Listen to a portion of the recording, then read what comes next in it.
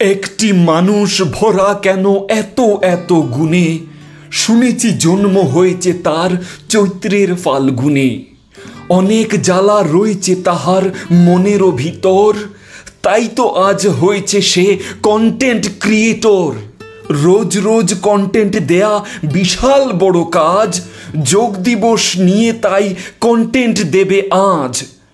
যোগ দিবসের আগের রাতে ইউটিউব দেখে যোগ শিখে শিখে আমি যোগের বিছানায় শুয়ে পড়ি। ঘুম থেকে উঠে প্রথমেই মুখের লেলু করে আটকে আমি আবারও শবাসনে যোগাসন করতে শুরু করি। হঠাৎ সকাল হয়ে যাওয়ায় খেয়ালই করতে পারিনি। আমি চেষ্টা করে আবারও শবাসনে গিয়ে যোগ দিবস পালন করার প্রথম স্থিতিতে শুরু করলাম, যাতে করে আপনাদেরকে যোগ দিবসের এই ব্লগটা দেখাতে পারি।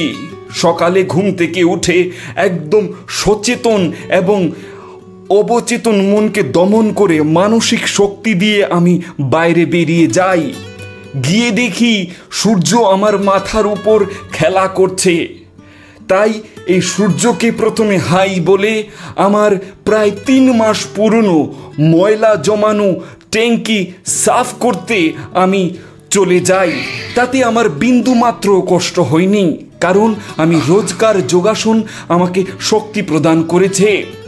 তারপর হালকা জল দিয়ে আমার সবচাইতে মূল্যবান জায়গাটা ধুয়ে ফেলার পর মুখ মুছে প্রথমেই আমি আমার পালিত পশুদের জানান দিতে আমার রুমে চলে যাই। গিয়ে তাদের জানান দিই যে আমি উঠে পড়েছি।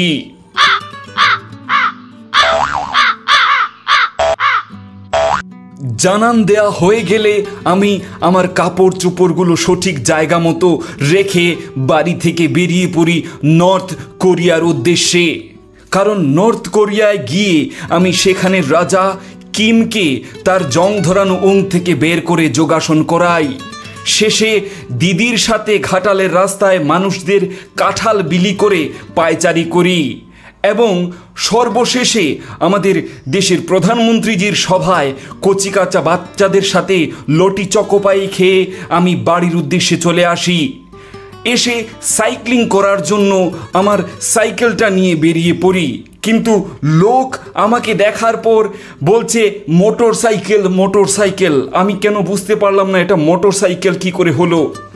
তারপর বাজার করতে গিয়ে ইউরিয়া দেওয়া গুণগত মান উন্নত সবজি বাজারে পর্যাপ্ত পরিমাণে সবজি কেনার পর আমি বেরিয়ে যাই ফরমেলিন দেওয়া বিশুদ্ধ মাছ বাজারের দিকে।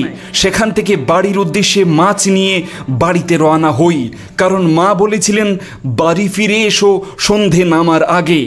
তাই বাড়ি গিয়ে সন্ধ্যাবেলা আমি আজ যেহেতু যোগ দিবস তাই আবারও ভিউয়ার্সদের বোকা বানাতে যোগ করতে চলে আসি।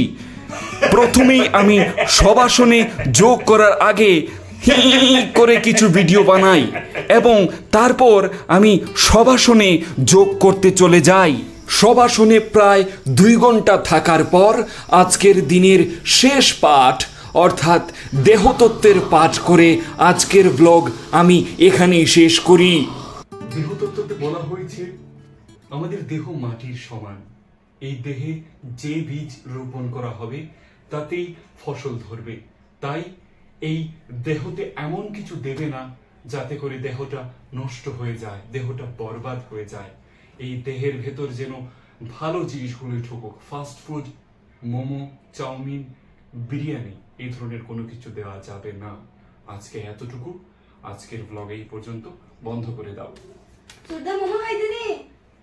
বিরিয়ানি নেই? বিরিয়ানি আছে না, পকোড়া আছে। লইয়া আনি দাঁড়া। হ্যাঁ, বন্ধ কর না।